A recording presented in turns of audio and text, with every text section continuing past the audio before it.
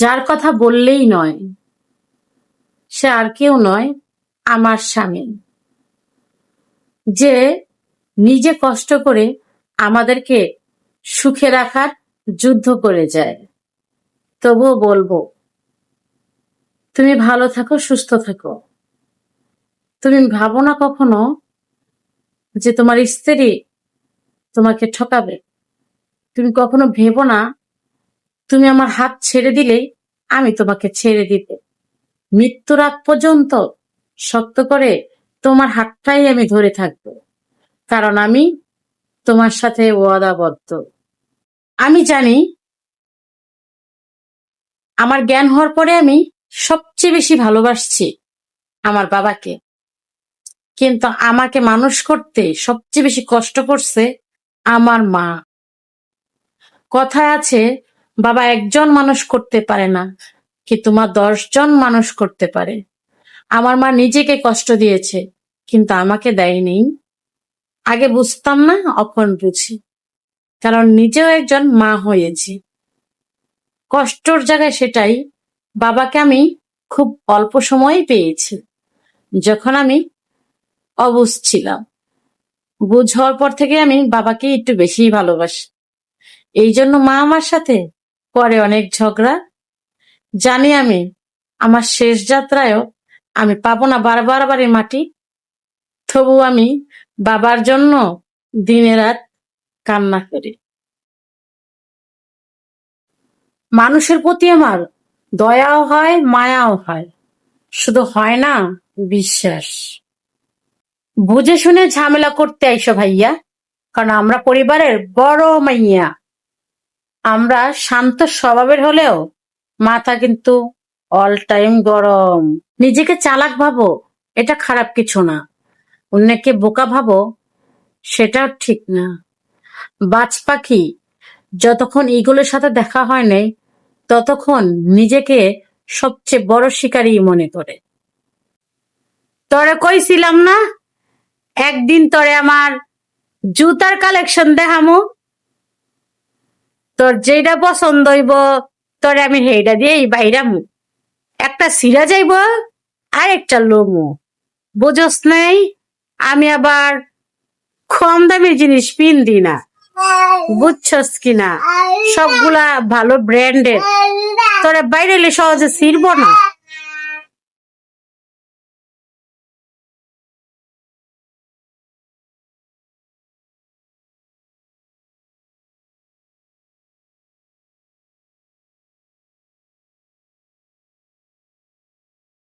যে বেড়ারা ঘরে বউরাই আবার বাহিরের নারীরে ভালোবাসতে চায়, সেই সব বেটার জন্য একটা লাইন, ভাই আপনার চোখে রুচি ভালো,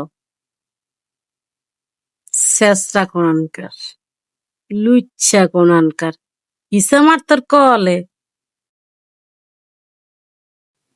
নারী হোক বা পুরুষ, সে যদি একবার জানতে পারে তুমি তাকে ছাড়া থাকতে পারবে না, তোমাকে এমন অবহেলা করবে, তুমি মৃত্যু যন্ত্রণা বুঝতে পারবে।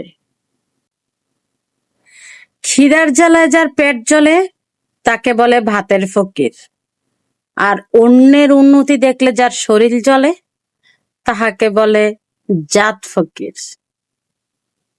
যেই পুরুষ যৌবন বয়সে স্ত্রী সন্তানকে স্নেহ, মায়া, ভালোবাসা, সম্মান করে না, সেই পুরুষ বৃদ্ধ বয়সে সেই সন্তানকে আর স্ত্রীকে তার পাশে পায় না।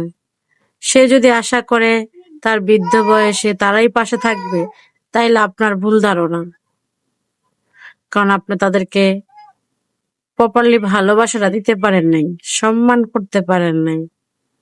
হিসা মাত্র কলে শতান বেড়াইছ তানি, জোয়ান বসে তাং ফাং করি বেড়াইছ, বুড়া কালে আইসত তুই আর ময়না ফাঁকি শতান। পিছনে কে কি বললো তাতে আমার কিচ্ছু যায় আসে না, সামনে এসে কিছু বলতে পারছে না, এটাই যথেষ্ট। দুধ চাল লগে আনারস খাই মরিন, আর তুই ভাবতেছস তুই আর শাড়ি চলি গেলে আমি মরি যাবো। আহারে মালতি ফেলাক রে। একটাই তো মন, তাও আবার নিয়ে গেছে শাশুড়ির বড় ছেলে। সারা জীবন মারা ঘর ঘর কইরেই গলা শুকাইলো, অবশেষে মা 3.5 হাত মাটি পাইল, ঘরে আর তার জায়গা হইল না। ভাবলেন কি করে যারা আপনাকে পছন্দ করে না, যারা আপনাকে ভালোবাসে না, তারা আপনার সন্তানকে ভালোবাসবে? তাদের কাছে 1 সেকেন্ড কেন, 1 মিনিটের জন্য আপনার সন্তানকে দিবেন না। তাদের থেকে আপনার সন্তানকে দূরত্ব বজায় রাখুন। যারা গাছকেই ভালোবাসে না, তারা ফলকে কিভাবে ভালোবাসবে বলুন তো? আমারে মামলার ভয় দেখায় কোনো লাভ নাই। তোর বাপে যদি মামলা করতে পারে, আমার বাপ লাগবো না, আমি একলাই সামলাইতে পারবো। বুঝোস নেই? টাকা পয়সা জীবনের সবকিছু না, সবসময় টাকার পিছে ছুটবেন না। জীবনে আপনার মানসিক শান্তির প্রয়োজন, যেটা একমাত্র আপনার সহধর্মিণীর কাছে আছে। তাইলে তার পিছনেই ছুটুন, আপনার জীবনে মানসিক শান্তি পাবেন। যারা যারা ভিডিও করে তারা খারাপ, তারা খারাপ। আর যারা যারা ভিডিও দেখে তারা হলো এক একজন আল্লাহর ওলি, পীর আউলিয়া, বুঝছেন? সারাদিন কষ্ট করে, রাইজলে মোবাইলটা লইয়া রিল্যাক্সে আসে টিকটকে যাইয়া, আর ইউটিউবে যাইয়া, আর ফেসবুকে যাইয়া। বুঝেন নাই? সব ফেরেস্তা শেষরা কোনানকার। মানুষ ঘর ঘর কইরা গলা শুকায়। একখানা ঘর একটা মানুষকে কতটুকু আর আশ্রয় দিতে পারে যদি ঘরের মানুষটাই আপন না হয়? তরে কইছিলাম না একদিন আমার জুতার কালেকশন দেখামো, তোর যেটা পছন্দ হইব তোর এইটা দিয়ে এই বাইরামো। তুই চিন্তা করিস না, আমার জুতাগুলো সব ভালো ব্র্যান্ডের। তোর বাইরেতে বাড়িতে ছিঁড়া যাইবো, তখন আবার আরেকটা লুমু, বুঝছাস?